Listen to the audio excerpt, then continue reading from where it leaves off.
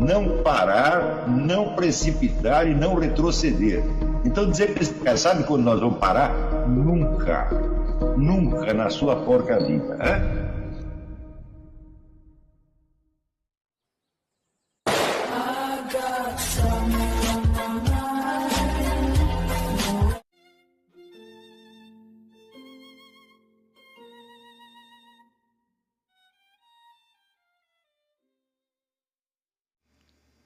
E aí pessoal, tranquilo?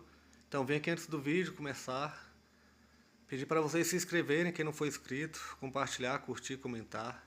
Quem puder seja membro do canal, que isso ajuda bastante. Tem também o link do Apoia-se. Quem puder ajudar nosso canal e apoiar financeiramente vai ser muito bem-vindo. Mas o mais importante é transmitir o conteúdo e os conhecimentos do professor Olavo de Carvalho para mais e mais brasileiros. Então compartilhe e ajude aí nossa causa. Muito obrigado a todos os membros, apoiadores do canal. Fico muito feliz. Tenho certeza que a gente está no caminho certo. Então fiquem com o vídeo e até mais. Valeu!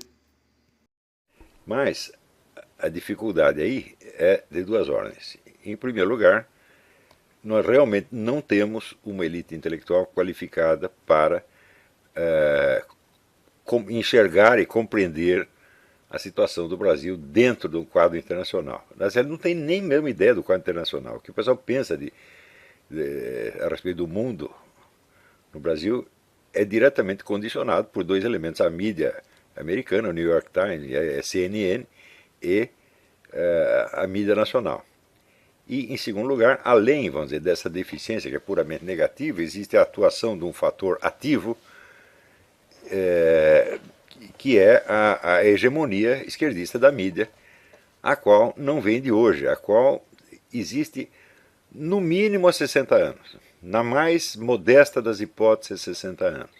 Eu creio que já ter mencionado aqui uma publicação do Sindicato Jornalista de São Paulo, chamada 60 anos de jornalismo, publicada na década de 80, onde estão lá todas as grandes figuras do jornalismo paulistano, e mais de 90% delas eram membros do Partido Comunista, ou de algum partido parecido, assim, tipo Quarto Internacional, alguma variante. Né? Então isso quer dizer que a história da mídia em São Paulo era exatamente a mesma história do Partido Comunista. As grandes figuras de um eram as grandes figuras do outro. Esse fator geralmente não é levado em conta.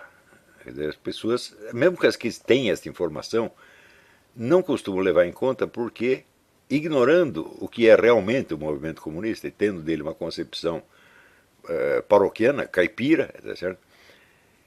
Não conseguem relacionar, vamos dizer, este predomínio dos comunistas na mídia com o conteúdo do noticiário. Eles acham que o sujeito comunista ou não é um profissional de imprensa, entre aspas, cuja função é divulgar os fatos. E cada um tem lá a sua opinião, né? Mas ele não vai deixar que a sua opinião modifique os fatos. Quando, na realidade, vamos dizer, a essência mesmo da profissão jornalística é a seleção dos fatos. Não é isso? Como é que se faz no jornal? De manhã chega lá um funcionário chamado pauteiro, vai fazer a pauta é dizer, os assuntos que serão abordados na edição do dia, independentemente do noticiário internacional que possa vir pelas agências.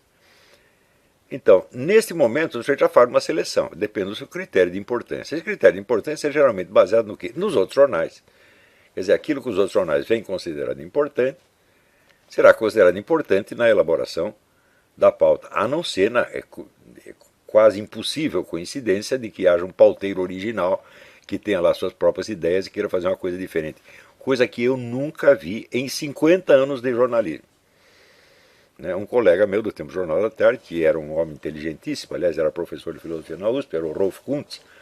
O Rolf Kuntz dizia que os jornais praticavam autofagia. Um só publica o que os outros publicaram. Então, um leu o outro e repete, o outro leu um e repete.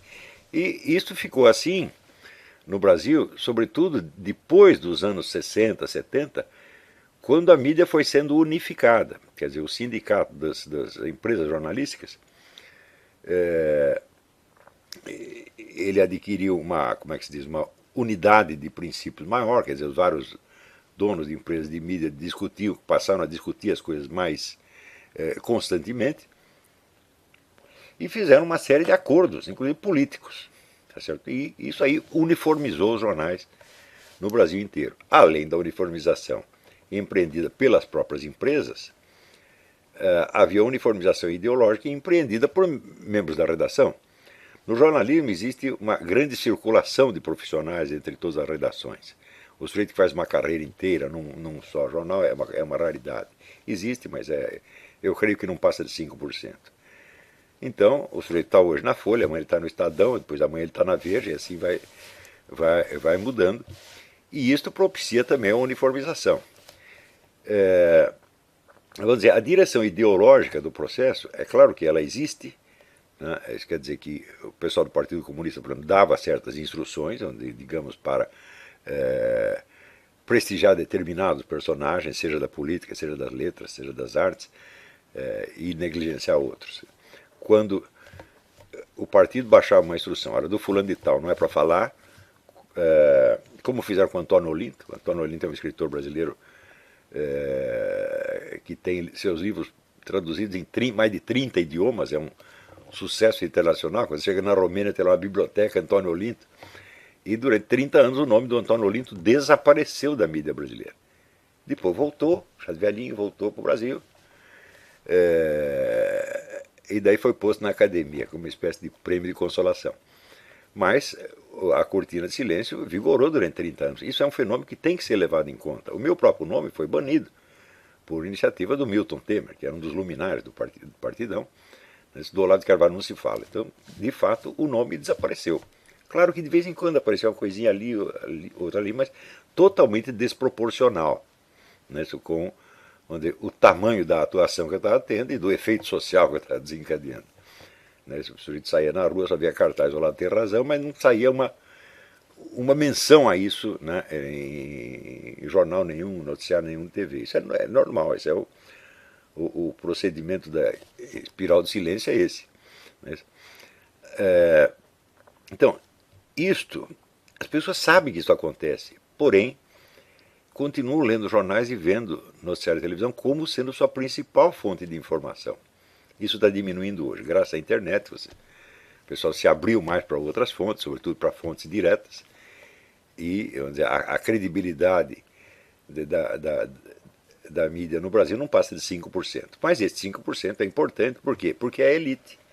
São os políticos, são os professores universitários, em suma, são as classes falantes. Tá certo? Então, em geral, o espectador do noticiário de TV, o leitor de um jornal, ele não faz a conexão entre os fatos que estão chegando para ele, tá certo? E a orientação ideológica que existe por trás. Não conecta uma coisa com outra. Ele não entende que uma publicação, um jornal, por exemplo, é um produto inteiramente programado, tá certo? Para, vamos dizer, impor uma certa visão das coisas. Essa visão não se impõe pela propaganda de opiniões. Isso é a coisa mais fundamental. Né? As páginas de opinião nos jornais são as menos lidas. Em geral, tem aqui uma coluna que é editorial, que é a opinião oficial do jornal, e tem do lado uma série de artigos assinados, que são opiniões mais variadas, mas dentro de uma gama previamente escolhida. Não é isso? A imposição da visão se dá através da seleção do noticiário e da seleção, sobretudo, do critério de importância. Quer dizer, uma notícia pode ser publicada numa notinha de 10 linhas na página 15, ou pode ser manchete do jornal. Ela pode ter uma sequência, uma suíte, como se chama no jornalismo, ou não. Você pode noticiar a coisa uma vez e desaparecer. Ou pode continuar e aquilo virar uma espécie de um leitmotiv, um tema recorrente. Né? Como, por exemplo, os famosos crimes da ditadura viraram um tema recorrente. Não é isso? E mais recentemente, a corrupção virou um tema recorrente. Né? Se não quisessem, eles poderiam controlar isso noticiando só de vez em quando e sem relacionar uma coisa com a outra. Em suma, o jornalismo não é um traslado da realidade, ele é um produto planejado de antemão e que obedece, vamos dizer, a uma padronização bastante rigorosa. Não é isso? Então, até o tamanho das matérias é programado. Hoje se faz. Antigamente se fazia um jornal da seguinte maneira: cada repórter escrevia a coisa que queria, do tamanho que queria, e daí tinha um diagramador incumbido de fazer aquilo caber nas páginas, né? Então ele tinha que fazer um cálculo centimetrário, enquanto ia dar e desenhar. Os diagramadores eram tremendamente inventivos naquele tempo. Depois, a partir dos anos 70, já foi adotado no Brasil um sistema americano onde a página é pré-diagramada, né? E daí é o redator que tem que se esforçar para fazer a notícia caber no desenho que o diagramador concebeu. Por incrível que pareça, embora isso facilitasse o trabalho dos diagramadores, esse trabalho se tornou menos inventivo e não mais inventivo. Então os jornais começaram a se parecer terrivelmente uns com os outros, tá certo? E o estilo americano, que é aquele estilo limpo, tudo geométrico, arrumadinho, acabou por predominar sobre o estilo europeu, sobretudo italiano, francês, que eram páginas mirabolantes, desenhadas das maneiras mais inventivas. E, com isso aí, vamos dizer, tudo foi contribuindo para que o jornalismo se uniformizasse. E o fato de você copiar modelos americanos ajudava ainda mais a camuflar a orientação ideológica subyacente. Isso aconteceu em todos os jornais brasileiros, sem exceção, jornais e revistas. Se você pega a revista Veja, não há nenhuma diferença entre a diagramação da Veja e a da Time ou da US News and World Report e assim por diante. Tudo vai ficando exatamente cada vez mais uniforme, e esta uniformidade ela basta para induzir no leitor uma sensação de normalidade. Existe uma rotina. As notícias acontecem durante o dia, durante a semana, e saem regularmente em tais ou quais publicações. Então, este fluxo de notícias que chega diariamente ao cidadão dá para ele a impressão de uma estabilidade epistemológica, por assim dizer, tremenda, né? Então, vamos dizer, o tamanho que as notícias ocupam, por exemplo, dentro do jornal, é tido pela população imediatamente como um critério da sua importância. Se a coisa foi manchete 3, 4, 5 dias, então é tremendamente importante. E o pessoal não lembra de dizer o seguinte: peraí, mas isso aí não é um traslado objetivo da importância. Esta é a avaliação feita por um jornalista, tá certo? Então, vamos dizer, o jornalista como mediador entre a realidade e o leitor, ele praticamente desaparece sob o anonimato das notícias. Então, quando sai lá uma matéria assinada, sei lá, João Pereira Coutinho ou Reinaldo Azevedo, você sabe quem falou, mas as notícias você não sabe, né? Então, só dois tipos de matérias são assinadas no jornalismo. As reportagens, que não se referem a um fato, mas a uma coisa uma coisa mais durável, um fenômeno qualquer mais durável, e que ocupa às vezes página inteira ou 2 páginas inteiras, e os artigos editoriais, artigos de opinião. O resto é tudo anônimo. E esta parte anônima é a que pesa, porque ela é que dá o traslado da realidade. O resto é opinião. Então o sujeito imagina, se ele lê uma notícia assim, um assado na Folha, ele imagina que a mesma notícia, mais ou menos igual, está saindo no Estadão. E hoje isso é verdade mesmo. As notícias são selecionadas por um critério uniforme e até redigidas de uma maneira mais ou menos uniforme. Então, a impressão de estabilidade e de realidade que isso dá nas pessoas é uma coisa monstruosa. Não é isso? Na televisão acontece exatamente a mesma coisa, quer dizer, as coisas são recortadas para aparecer durante um tempo X, né, com uma voz Y, assim, e diariamente aquilo retorna. E vamos dizer, o jornalismo como forma-mente, o jornalismo como estrutura de interpretação da realidade, nunca é discutido, nunca. Isso não entra em linha de conta na preocupação da maior parte das pessoas. Elas partem do material trazido pelos jornais, esses materiais são os fatos, e daí, com base nesses fatos, nós desenvolveremos as nossas opiniões. Ou seja, na sua cabeça se cria uma divisão igualzinha a que tem a estrutura do produto. Aqui tem a página de opinião e ali tem as notícias. Né? E ora, é evidente que, na prática, é absolutamente impossível você redigir uma notícia sobre o que quer que seja se você não tiver alguma visão pessoal da coisa. Você mesmo vai selecionar de acordo com o seu critério e de acordo com as normas vigentes do jornal. Não é isso? Então, em alguns jornais existia durante algum tempo, pelo menos até, uma fórmula padrão para a redação. Tinha uma abertura com tantas linhas, depois tinha um intertítulo, depois tinha mais 10 linhas, depois outro intertítulo, mais 10 linhas, assim por diante. Então, você verá, se existe esta uniformização industrial do produto, industrial e gráfica do produto, e por outro lado existe também uma uniformidade ideológica na redação, então é claro, a imposição de uma certa visão das coisas é avassaladora e sem contraste.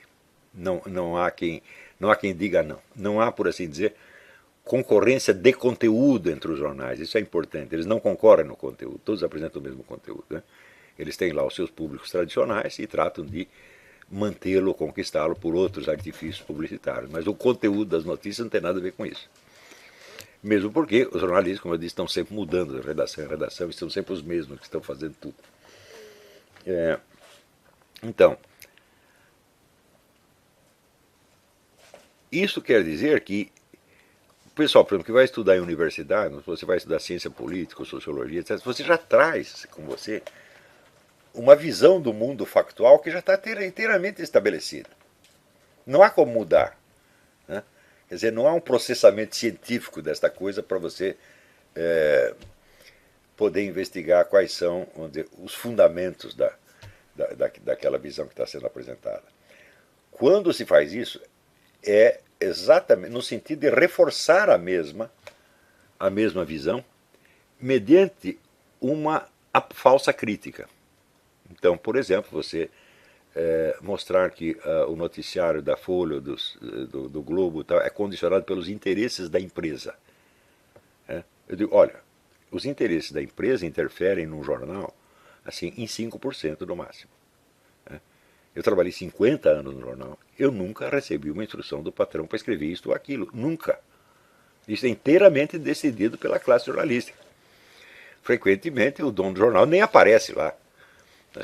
Mesmo aqueles que são jornalistas praticantes, por exemplo, eu trabalhei no Jornal da Tarde muitos anos, eu vi o Rui Mesquita uma única vez, simplesmente não aparecia na redação.